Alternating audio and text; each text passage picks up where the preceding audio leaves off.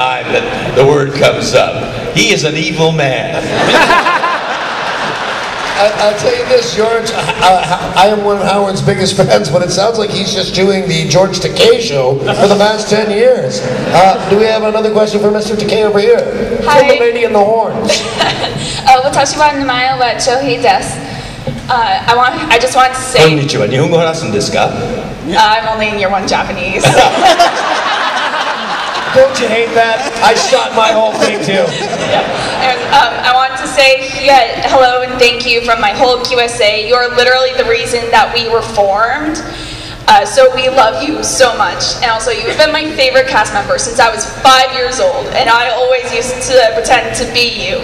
So I want to know, what's your favorite part or on set? What was your favorite part being on Star Trek? What was my favorite part? That was what? Of being like on Star Trek, like behind the scenes. What's my favorite experience that happened off screen? Yeah. That's related to Star Trek. Yes. Oh, well, there. I think she was better off in Japanese. I remember one. We'd finished for the day's work, and we were Jimmy Doohan and I were walking back to our cars, and Jimmy said, "I have no dinner plans. Do you?" And I said, "No. As a matter of fact, I don't either." And he says, "Well, let's do something." And I said, "Okay. What do you feel like?" And he said, "Well, I don't know. What do you feel like?" And I said, "Well, what about going to a sushi bar?" And he says, "What's that?" This was back in the 60s. I was going to say, what year is this? Yes, back in 1965 or 66. And sushi wasn't known at all. And as a matter of fact, when I first said sushi, Jimmy said Gesundheit. And so I had to explain to him that it's a ball of rice with raw fish. And I was a little skittish about telling him it's raw fish, you know, because anything raw people get kind of squeamish about. And I said, you sit at a bar and all I had to do was say, you sit at a bar. And Jimmy said, a bar? Good, let's go there. So we drove down to Little Tokyo to a sushi bar that no longer exists. But we walked in and I introduced him to sushi. He took to it like a fish to water. He loved it. And the next day, back on the set, he was telling everybody about this fantastic dining experience and the way he talked to people about it. You pick this thing up and you put it in your mouth and you run your tongue over it, and it's fleshy, and you just run it over it, and then you bite softly into it. Scotty, go. And he piqued the curiosity of people, and so they all came up to me and said, "George, let's go down to that bar that Jimmy's talking about." And I said, "Well, let's do it on Friday night, you know, because we want to relax, and on weeknights, you know, we got to go to bed early." So that Friday night, we had about 3 cars going down the Hollywood freeway to Little Tokyo, and they all fell in love with it. Major Barrett Roddenberry was one of them, and she started talking about it. And before long, every Friday night, we had a caravan of about 6 or 7 cars, and we took over that whole sushi bar. And but one person that never joined us on that was Walter Koenig. But because everybody was talking about it, Walter came up to me and said, "You know, I don't like raw things, but they make it sound so interesting. Can I stick with you when we go down there and have you give me some guidance?" And so I said, "Oh, sure. In fact, you can ride with me." And we went down to Little Tokyo with all the other people. And Jimmy, by this time, was sitting at the other end of the bar, telling people what to order. "Oh yeah, that's salmon, that's tuna, that's mackerel, and oh, this is better, you'll like this better." And Walter was sticking very close to me. And I said, I told him the first one to start out with might be tuna, because that's very much like beef. I think you'll like that. And he says, well, I like my beef cooked. And he says, well, you don't, this is sushi, you don't eat it cooked. You gotta, the whole reason for you to be here at a sushi bar is to eat it the way sushi should be eaten. So he said, well, all right, I'll try it. And I told him, you get your sushi, and I ordered the same thing, and I demonstrated for him how to eat it. And so Walter tried to pick it up with his chopsticks, and he was very fumbly. So I said, well, you can get away with it. You look like you could get away with it. Pick it up with your fingers and put it in your mouth. And so he picked it up, and he kept staring at it, turning it around, and then he sort of sniffed at it, and then he put it in his mouth and closed his mouth on it. And then all of a sudden I saw his eyes pop open, and he stopped, his mouth was frozen, and I thought, oh my God, I forgot to tell him about wasabi.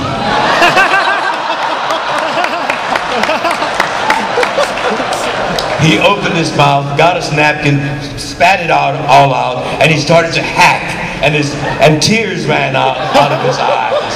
His nose ran, and I think the wax in his ears popped out.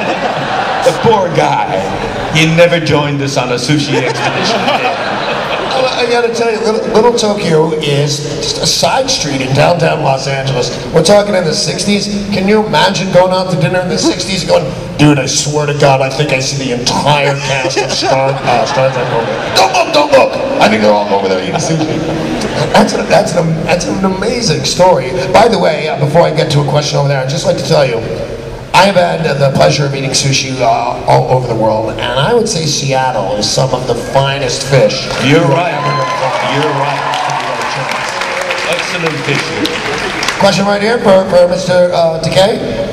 Yeah, I just wanted to ask Mr. Takei about one of my favorite moments in Star Trek and television history. I want to know, could you and me a topless sword fight at one point?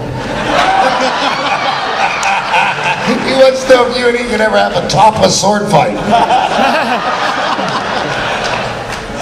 Let me have a look at your top.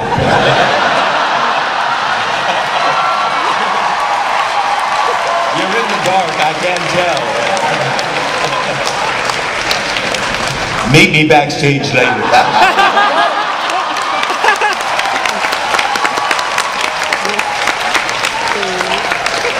I believe we have time for another question right here. This young lady or gentleman, I can't really see. It's quite dark right there. I'm a dude. Hey, man. Don't feel bad. I made that mistake before. Hey, George. I know we owe a debt of gratitude to Lucille Ball and Desilu Studios and eventually Paramount. But back to Desilu. Do you have an anecdote regarding your guest spot on Mission Impossible with Barbara Bain? And part two of my question is, would you like to go see the Seattle Men's Chorus as my guest tomorrow? Tomorrow night? He's busy sword fighting this guy with those shirts on. Your dance card must be full, man. Yesterday I did a fundraiser for Washington United for Marriage. It's an important You have marriage equality on paper so far, but there are these homophobes that are relentless, and they want to overturn that. And so there's a major campaign going on to raise funds to fight or nip it in the bud. And so we went to that, but we went to that because all we did yesterday was press to promote the weekend. I got to tell you, it is very exhausting to write your name over and over and over again all day long. We are spent, and I think after tomorrow I am going to be ready for an early dinner and early bed. So night of the Beatles. I'll take a rain check on that. And how's about a Mission Impossible Barbara Bain anecdote? Yeah, I'm curious about that myself. Well, Mission Impossible was filmed right in the soundstage next door to the ones where we had the Bridge of the Enterprise set. And so the mission cast visited us regularly on our soundstage, and we visited them regularly. So we were like compatriots. And then one day I got an invitation to do a guest shot on that show. But it was like visiting your neighbors. I knew Barbara Bain and Marty Landau, Peter Graves, Greg Morris. And so it was a lot of fun working with them. I don't remember anything anecdotal to share with you, but then when we were canceled, Leonard became a regular on that show because that Mission Impossible was not canceled. And so we had... Marty and Barbara were canceled. Marty and Barbara what? Were canceled. Yes. That's right. They went to London to do that other show. What was it? Space 1999. 1990. That was supposed to be futuristic. Isn't that something? And here we are living in the future already today. As we really are living in a science fiction world, because all of the amazing technology that we had on Star Trek that was supposed to be the future.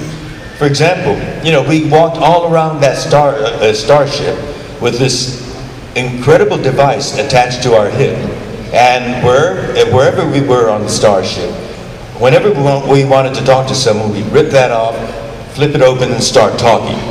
Astounding, no cords attached to it.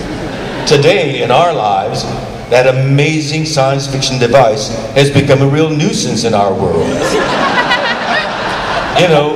We are living in a science fiction world, and it does more off. It takes pictures, we make restaurant reservations, we buy movie tickets. It's an amazing device, and we are now in that science fiction world. Do you think that the science fiction of the past has had the influence on shaping the science of today? Because if you notice, let's see, what was not Buck Rogers, but before Buck Rogers? Space Patrol. Space Patrol. Buzz Corey. Notice how much spaceships looked like the space shuttle 30 years before there was a space shuttle? It's my theory, and I just want to get your opinion on it, that young people who then go to school and study science and technology get impressed upon them visions from their youth, in some cases Star Trek, and sometimes before that, and then they make our current technology to fit the memory they already have, because things do look similar to things you had. Everyday devices that are advanced technology look incredibly like the equipment you already carried on Star Trek 35 years ago, 38 years ago. Do you think that your shows and shows like it of the past actually shape the technology of the future? I think Gene Roddenberry, who created Star Trek, was a change agent. Because with his imagination, he visualized the future and made that a goal, a benchmark. And other change agents, like the inventors, the engineers, the scientists, the technicians, took that as a goal to strive for, and they, with their genius, made that a reality. So it takes someone with the kind of imagination and creativity that Gene Roddenberry had to place a goal in the future. And then that future becomes our commonplace, everyday, amazing phenomenon. I believe that you are correct. Yes, we have a question from Mr. Takei over here. Well, actually, it's not a question. It's actually a thank you. My husband, who couldn't be here today, he wants to thank you for your wonderful body of work. And he wanted to see the future adventures of Captain Sulu. So do I. I thought after Star Trek VI, The Undiscovered Country, that was the most obvious opening for Starship Excelsior series, with, of course, Captain Sulu in that center power chair. And I think a lot of fans thought so too, and they started writing in, and the letters that came in those days, it was put into an envelope written via this machine called a typewriter. And we put a 13-cent stamp on that envelope and dropped it into the mailbox. And 2 or 3 days later, you know, the recipient got that message. And